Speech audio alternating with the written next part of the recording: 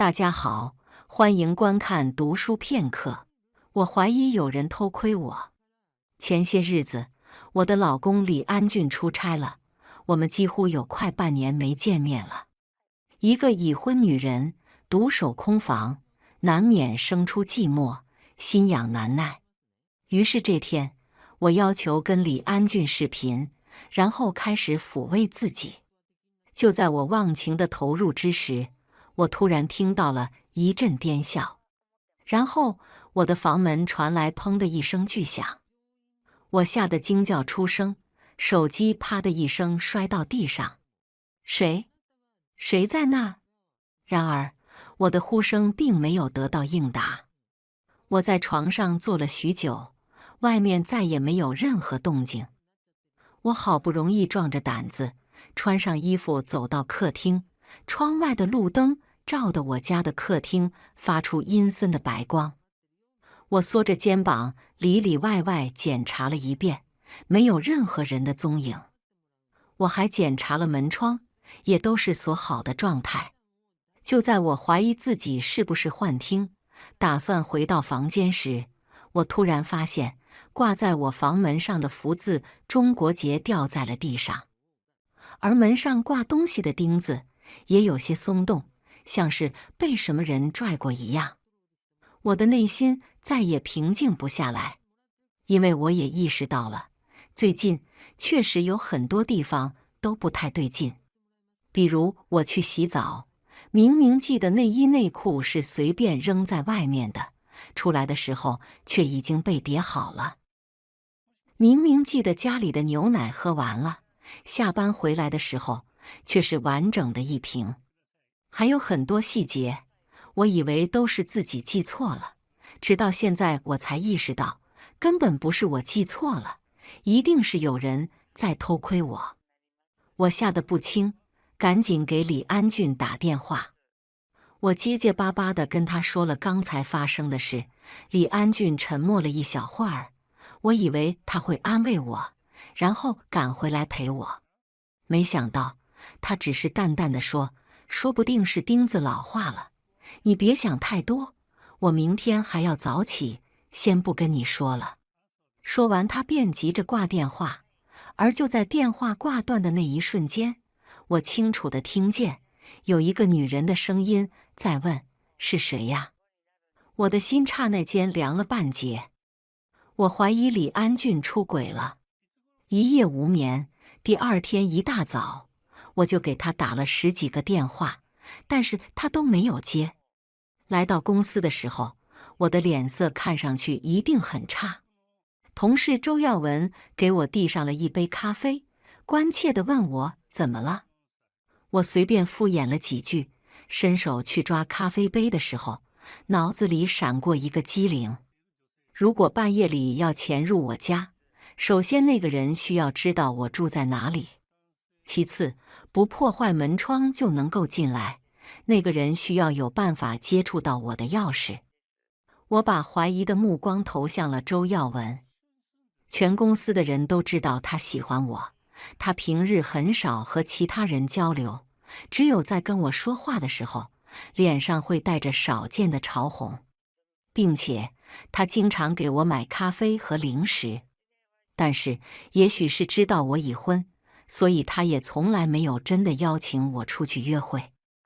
我有的时候会把钥匙放在工位上就出去吃饭，说不定他也从其他人的嘴里知道我住在什么地方。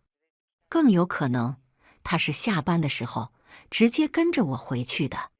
我越想越害怕，他给我的咖啡我也不敢再喝了。中午休息的时候，我跑去大楼外面的小花园，又给李安俊打了一个电话。这一次他终于接了。我质问他昨晚听到的女生是谁，他却说昨晚是在办公室睡的觉，因为有重要的客户要来，他们一帮人连夜赶活动方案，那就是一个普通同事而已。我一点也不相信他的话，但是他又借口有事逃开了。我感到一阵无力，很想立马就飞过去找他，但是却怎么也想不起来他被派驻在哪个城市。我捂住头，太阳穴突突跳动。就在这时，我身后的草丛里传来窸窸窣窣的声音。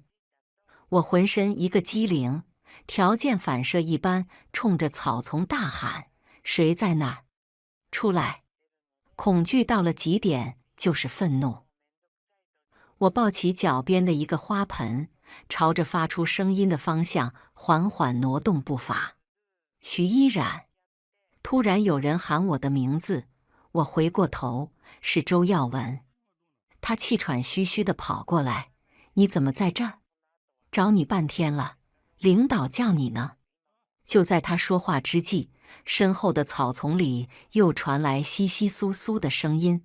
我冲上前去，拨开草丛，什么也没有。靠，被他跑了！我恶狠狠地盯着周耀文，怪他坏了我的事。他却一脸无辜，并不知道发生了什么。我放下花盆，跟着周耀文一起回公司，心里却琢磨着，既然周耀文就在我面前，难道说跟踪我的人另有其人？我想起前段时间好像看过一个新闻，说的是一起入室强奸杀人案，越想越不敢回家，就打算去同事吴梦月的家中借住一晚。坐在他家的客厅沙发上，我跟他说起了昨晚上的经历。他听到后也觉得后怕，并且和我一样，第一个就怀疑了周耀文。我告诉他，周耀文不可能一人分饰两角，应该不是他。吴梦月却说，草丛里到底是什么？我其实也根本没看见，说不定草丛里只是躲了一只野猫野狗什么的。他问我还有没有什么人可能潜入到我的房间呢？我仔细回想着身边的人，发现还有2个人有嫌疑。第一个人就是我们物业的保安秦大强。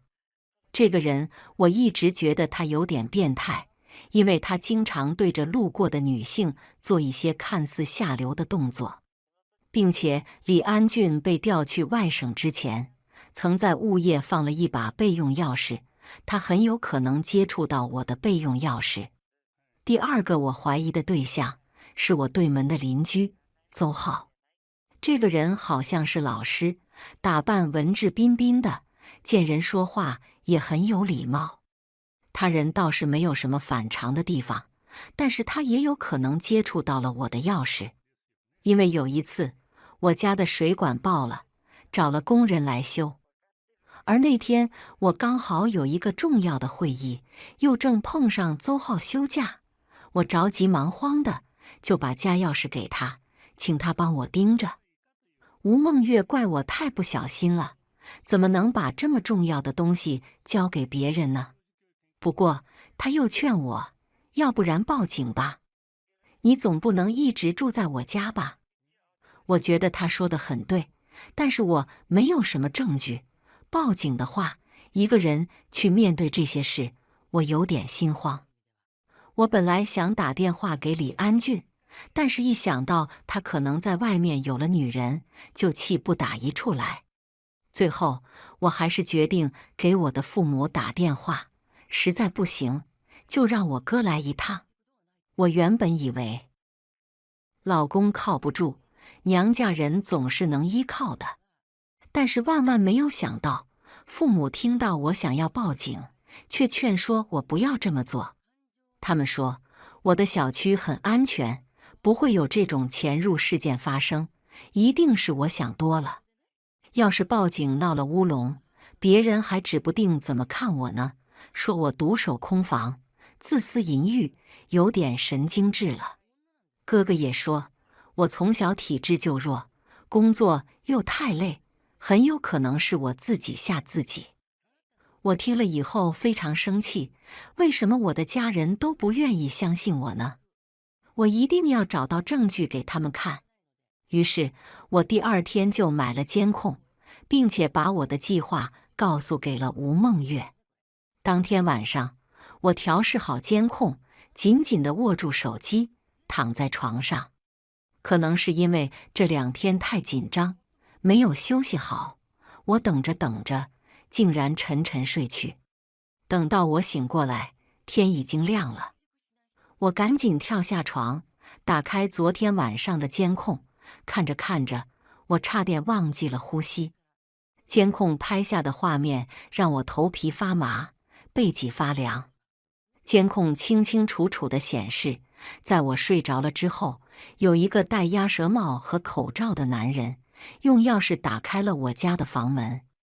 接着，他摸到我的卧室，站在我的床前，一边看着我，一边……我感到一阵恶心。只见那人自己爽了一把后，掀开窗帘朝外看了看，便猫伸上了我的床。我真恨不得狠狠给自己2耳光，为什么他这么大的动作，我都没有被惊醒呢？就在我以为自己会被侵犯的时候，我家的房门又被人从外面打开了。那个戴鸭舌帽的男人一惊，快速躲进了我的衣柜。接下来发生的事情令我瞠目结舌。第2个进来的男人没有带任何防护措施，监控清清楚楚地拍到了他的脸，那是一张完全陌生的脸。我的头奇痛无比，痛得我只能眯着眼睛，从缝隙里看视频。陌生男人在我房前站了站，也许是在确认我是否熟睡，又打开我的冰箱，随手取出一瓶饮料打开，就坐在沙发上看起了电视。他声音应该开得很小，所以我没能发觉。等到接近凌晨5点钟，陌生男人才关掉电视，又看了我一眼，离开了我的家。他前脚刚离开，鸭舌帽男也从衣柜里钻了出来，然而他来不及对我做什么，也匆匆忙忙离开了。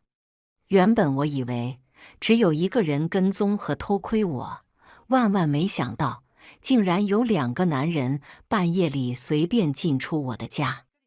但是也许多亏了第2个男人的出现，才避免了我被人侵犯。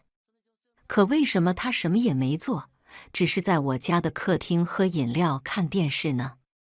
我实在是绷不住了，哭着给李安俊打电话，他的声音冷漠得令我心寒。我知道了，你让我想想，想想，想想，这有什么需要想的？你老婆都遇到这种危险了，你怎么是这个反应？我越来越坚信李安俊肯定在外面有人了，我一定要找个机会去确认一下。不过现在最重要的事情是报警，不能再拖了。我把监控视频发给爸妈还有哥哥，便叫上吴梦月和我一起去了派出所。警察接到报案之后，先看了我带去的视频，然后做了笔录，便带队上门，到我家展开了痕迹检查工作。我向公司请了假，吴梦月也请假陪我在警局等待消息。收队回来的警察告诉我说，我离开家以后不久，应该就有人上门彻彻底底地打扫过了，监控也被拆走了。他们收集到的有效信息非常少，但是他们会尽全力调查。警察还说，犯罪嫌疑人能够在我离开之后快速展开清理工作，只有2种可能：要么是他一直在附近等待，我前脚刚走，他后脚进屋打扫，这也许是他惯用的扫尾流程；还有一种可能，就是他突然知道了我要报警的消息，为了避免身份暴露，才上门打扫，属于意外的行动。警察问我，有什么人知道我要报警？我转过头看了一眼吴梦月，她连连摆手，不是我呀，我去你家楼下和你碰的头，之后就一直和你在一起，这你是知道的呀。警察看向他说，但是你有可能跟别人通风报信。吴梦月一脸委屈，立马把手机交到警察手里，告诉警察可以随便查，他绝对没有告诉任何人我要报警的事。警察拿过手机，告诉我们还是需要做例行调查。我相信吴梦月的话，如果通风报信的是他，他就没有必要陪着我，因为如果事情败露，第一个会被怀疑的就是他。那么除了他，还有谁知道呢？我想到我给父母哥哥发的那条微信，明确表示了我要去报警。难道说我不敢深想，或者说我不愿意深想，自己最亲近的人有可能是想要伤害我的人？但是如果那个戴鸭舌帽的男人真的是我哥，那么这一切就能够得到合理的解释了。徐雨生并不是我的亲哥，我父母结婚早，一开始总是怀不上孩子，虽然在医院检查不出什么问题，但是尝试了很多次以后，他们已经失去了信心。于是他们在福利院领养了一个孩子，就是徐雨生。把徐雨生接回家的第2年，父母就有了我。父母并没有因为有了亲生孩子就亏待徐雨生，反而为了避免徐雨生产生不平衡的情绪，加倍对他好。上高中的时候，我发现徐雨生看我的眼神不太对，他总是在不经意之间看着我发呆，并在我对上他目光的时候，慌乱地移开。一开始，我并没有想很多，直到有一天，我发现了他的秘密。那是一次暑假，父母都去上班了，只有我和徐雨生在家。午休的时候，我穿着单薄的睡裙躺在凉席上，摇摆的电风扇时不时吹起我的裙角，但我并未在意。不知不觉，我就睡着了。恍惚之间，我听到一个男生刻意压低的喘息，心下一惊，一睁眼，居然看到他凑在我脸上。我愤怒地坐了起来，狠狠瞪着他。他吓了一跳，脸瞬间变得通红，逃回了自己的房间。大概是觉得太尴尬，那天晚上他都没有出房间吃晚饭，爸爸妈妈还以为他生病了。我很生气，但我没有把这件事告诉父母，一来觉得难以启齿，二来觉得父母一直把徐雨生当作亲生儿子看待，这件事如果被他们知道了，他们一定会很难过。想到这里，我越来越觉得那个鸭舌帽男子就是徐雨生。紧接着发生的事更是验证了我的猜想。我一直以为徐雨生和爸爸妈妈住在老家，但是当警察通知他们过来配合调查的时候，我才知道他们竟然就住在离我不远的一个小区里。他们什么时候搬过来的？为什么没有告诉我？父母不让我报警，难道是因为知道这件事是徐雨生做的？为了保护他？这算什么？难道我不是他们的孩子吗？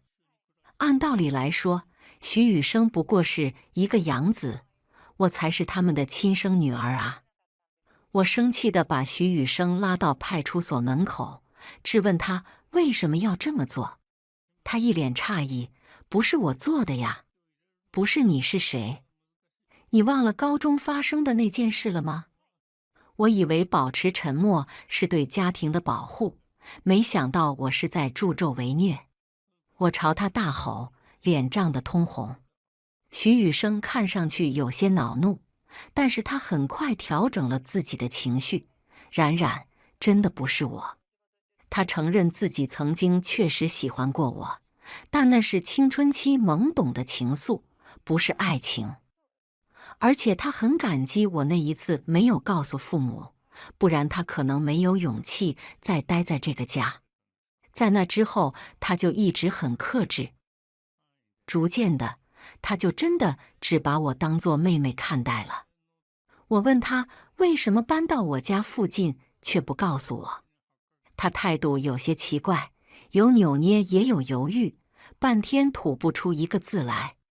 这时候，妈妈走过来拉住我，让我不要为难徐雨生，说搬到这个城市来是他们的主意，也是他们让徐雨生不要告诉我，因为他们想要远远地看着我，知道我一切安好，但又不希望我有负担，不想我总觉得还有父母在这边需要照顾，并且高中的事情他们已经知道了，还说那不过是孩子的一时兴起，叫我不要再纠结，并且向我保证，那个鸭舌帽男绝对不是徐雨生。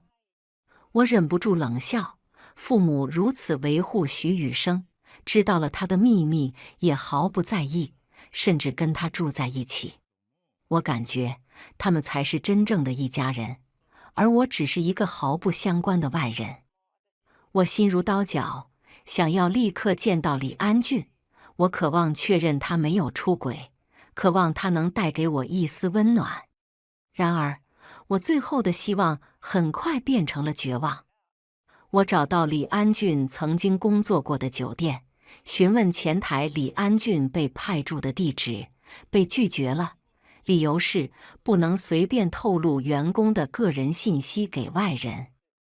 我再三强调自己并不是外人，是李安俊的妻子。前台的话却打了我个措手不及，您别开玩笑了，我们见过李经理的妻子，还跟他吃过饭呢，不是您啊。我顿觉晴天霹雳，这是怎么回事？明明我才是李安俊的妻子，是他下了30万的聘礼迎娶的妻子，他从哪里又冒出来一个别的妻子？难道说他养在外面的女人冒充他的妻子跟这些人吃过饭？会有小三这么光明正大地出现在情人的生活和工作中吗？这到底是怎么回事？我感觉头脑发胀，这一切的一切令我感觉是那么的不真实。我打车回家，飞奔上楼，我要找到我和李安俊的结婚证，我要向那个前台证明我才是李安俊的妻子。可是我翻来覆去，里里外外都找遍了，没有找到那个红色的小本本。一种不祥的预感油然而生，我颤抖着拨通李安俊的电话，他的声音听上去还是很不耐烦。我强忍着不让自己哭出来。李安俊，我们是不是已经不是夫妻了？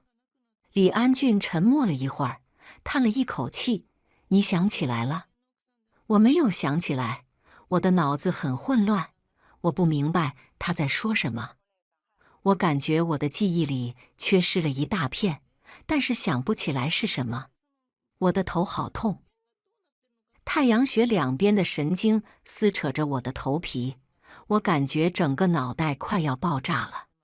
大概感觉我的状态不对，李安俊在电话中焦急地呼唤着我的名字，然而他的声音越来越远，我逐渐失去了意识。醒过来的时候，我躺在医院的病床上，母亲看向我的眼中溢满了泪水。父亲坐在床角的椅子上，脸上也布满愁云。徐雨生站在门口和什么人在说话，我听不清他在说些什么，但我能看到他的侧脸，他非常愤怒。母亲告诉我说，是李安俊通知他们，我出事了。他还说，其实我和李安俊早就离婚了，原因是被我发现他出轨了。随着母亲的讲述，我开始慢慢回忆起那天的事。3年前的一天是李安俊的生日，那天我本不应该回家，公司要求我加班，但是为了给他一个惊喜，我请同项目的同事吃了一顿大餐，求他们帮我完成剩下的任务。然后我特意买了一身性感的内衣换上，只在外面套了一层大衣，眉飞色舞地赶回家，想要来一次久违的温存。我故意小心翼翼地开门，不闹出太大的动静，没想到一进门就撞见了他和一个女人浑身赤裸地抱在一起，就在我们家的餐桌上，费力地做运动。讽刺的是，那张大理石的餐桌还是我买的。他们见到我，就像兔子见了狼，嗖的一下就从桌子上蹦了起来。女的飞快冲进卧室，李安俊则愣在原地，走也不是，不走也不是。他伸手想要拉我，被我冷冷地躲开。我冷静地走到卧室，对着那个女人一个字一个字从牙缝里蹦出一句话：滚出去，这是我家。女人被我的气势吓到，慌忙用双臂挡住前胸，从我身边挪了出去，又匆忙捡起外套披上，抓起散落的衣服，瞥了李安俊一眼，逃离了现场。地面上遗落了他的内裤，我冷哼一声，叫李安俊赶紧拿走，我看了都嫌眼睛脏。李安俊沉默地穿好衣服，什么都没说，捡起那女人的内裤就离开了。结婚4年，我一直以为李安俊有些性冷淡，是因为他性格就是那样，没想到只是对我冷淡罢了。等他们彻底离开，我才蹲在地上狠狠地哭了一场。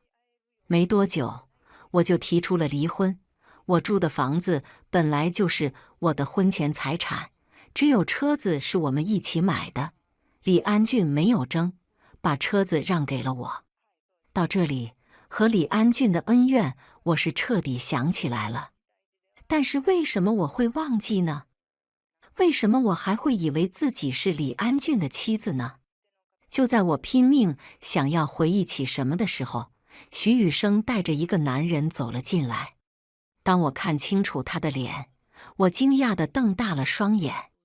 那竟然是我在监控中看到的第2个进我房间的陌生男人。那一刻，我突然意识到，在病房里的人，只有我一个人对他的出现感到意外。父母和徐雨生的表情都像是早就知道这个人的存在。徐雨生告诉我，反正警察最终都会查到，与其在警察局向我坦白，倒不如现在就把事情说清楚。见我一脸疑惑，陌生男人轻声问道：冉冉，你还记得我吗？我是岳峰啊。听到这个名字，我的大脑突然刺痛了一下，但是我依然想不起眼前的这个人是谁。他从兜里拿出一个红色的小本本，摊开递给我看，那竟然是我和他的结婚证。我感觉那张证明无比烫手，下意识缩回了手。岳峰的表情很忧伤，但是却很温柔。他说：我不记得他也没关系，他记得我就好。从他们的解释里，我大概听懂了是怎么一回事。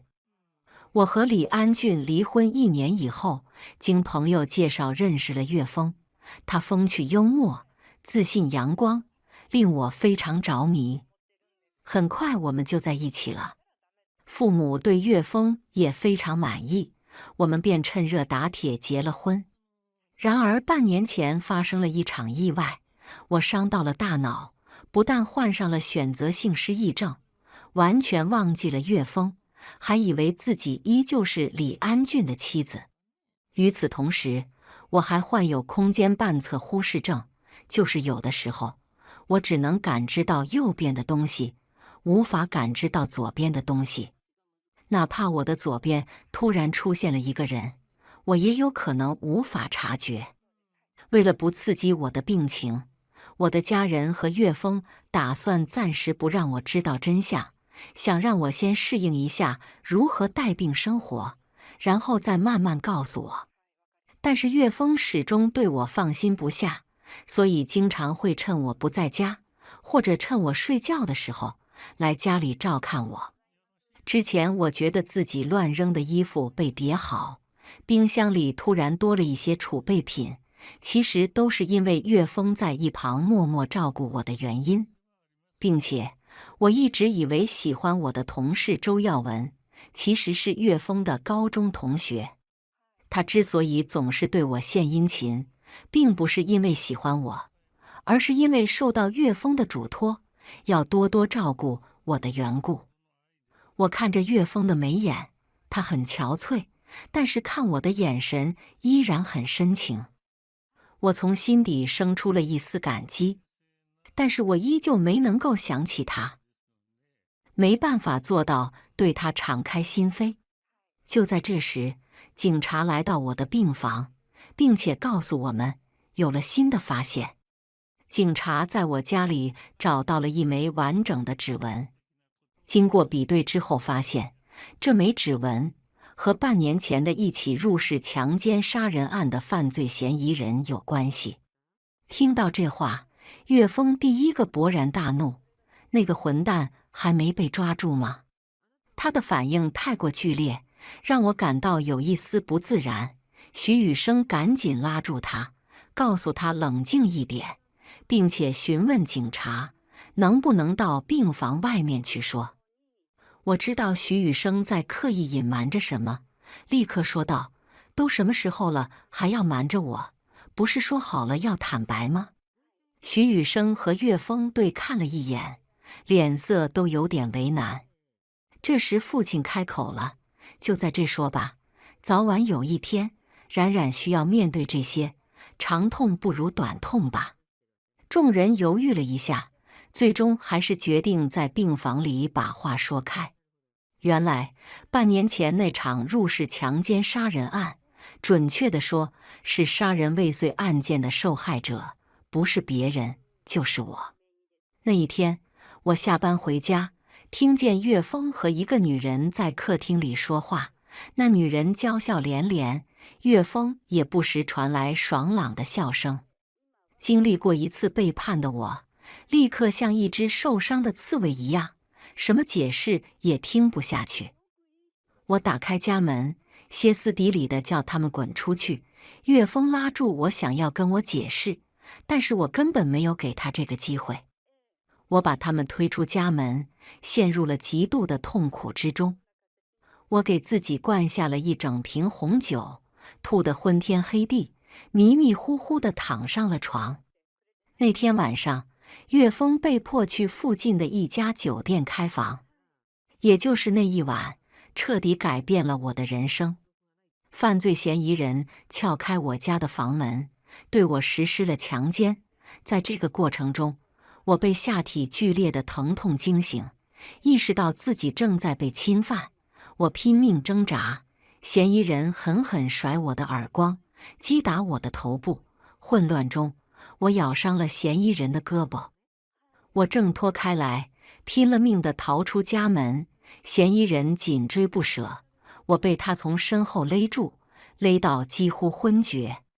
邻居听到动静过来查看，嫌疑人害怕暴露，猛地将我推下楼梯，慌忙逃离现场。在邻居报警的电话声中，我失去了意识。醒过来的时候，我已经什么都不记得了。听到这些事，我不由自主地裹紧了被子。他们说的话就仿佛发生在另一个人的身上，对我来说恍如隔世。我没想到自己竟然经历了这样的事，我不由自主地看了看岳峰，妻子被人糟蹋了，他会怎么想呢？谁知道他蹲在地上，双手捂住头，不断地自责：如果当时我没有离开，我好好跟你解释，就不会发生这样的事了。那个女人是我的表妹，只是我的表妹啊！都怪我，都怪我！我被她的情绪感染，也觉得有些难过，但是我依然什么都想不起来。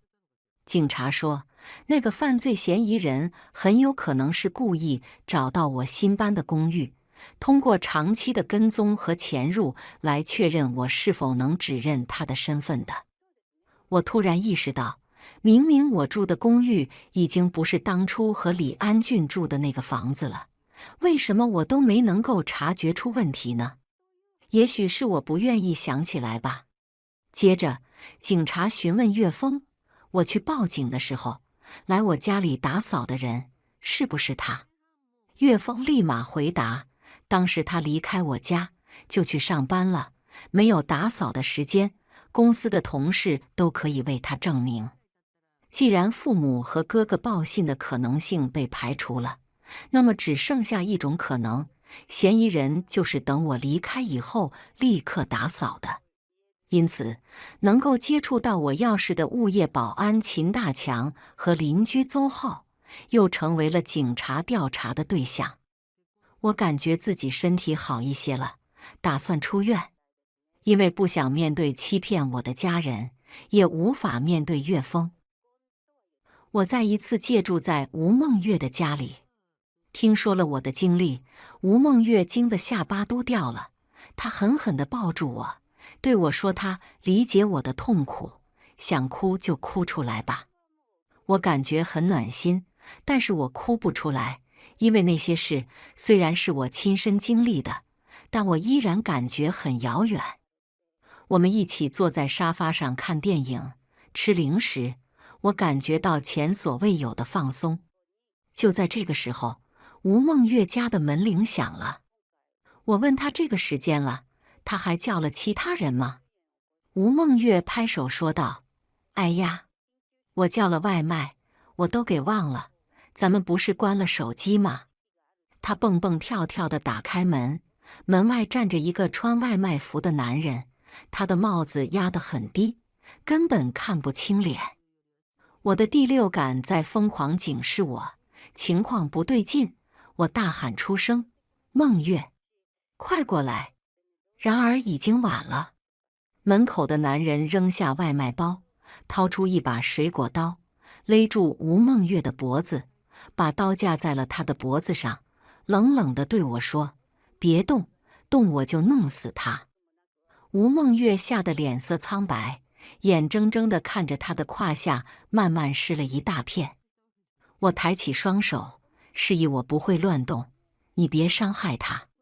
男人持刀的胳膊露出一截，我看到一个受伤愈合的印子。是他。他让我走过去，拿出外卖包里装着的胶带，把吴梦月捆起来。我照做了。捆紧一点，别耍花招。男人冲着我大喊，我一个机灵，只能紧紧困住吴梦月的四肢。吴梦月坐在椅子上，脸上全是流作一团的眼泪和鼻涕。男人见我捆好了，抓住我的胳膊，将我提了起来。这时我才看清了他的脸，是邹浩。我再一次怨恨自己的无知和愚蠢，竟然给了这个男人第二次伤害我的机会。邹浩恶狠狠地说：“老子第一次就没把你干明白，今天咱们三个一起好好玩玩。”说完，他就开始扒我的衣服。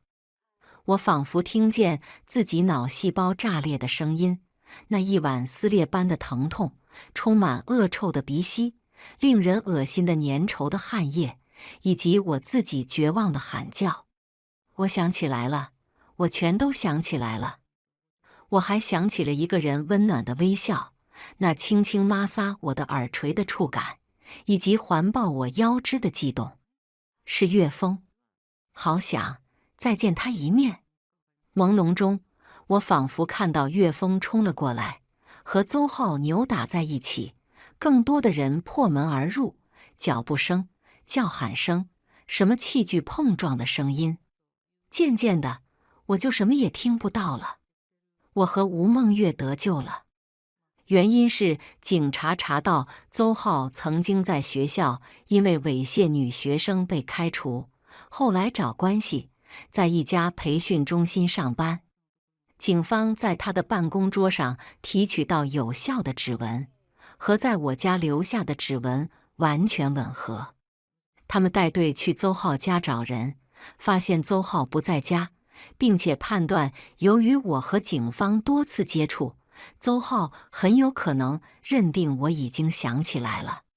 由于未能找到邹浩决定逃跑的线索，警方担心他可能会对我实施报复。警方和我联系，但是我和吴梦月都关了手机。通过岳峰，警方联系到周耀文，并且根据周耀文提供的信息，警方找到了吴梦月的家。我在迷糊中看到的那一幕，原来是真实发生的事。我坐在医院小花园的长椅上，依偎在岳峰的怀里。我问他：“哎，那天在草丛里那个鬼鬼祟祟的家伙，是你吧？”岳峰挠了挠头：“是我呀，我当时都快吓死了，真以为你要拿花盆砸我呢。还好周耀文及时赶到，要不然我可能早就脑袋开瓢了。”我笑了笑。过了一会儿，我又问他：“那以后我左边还是可能随时看不见，对吗？”岳峰温柔地摸了摸我的头，说：“没关系，那我就待在你的右边。”我幸福地闭上了眼睛。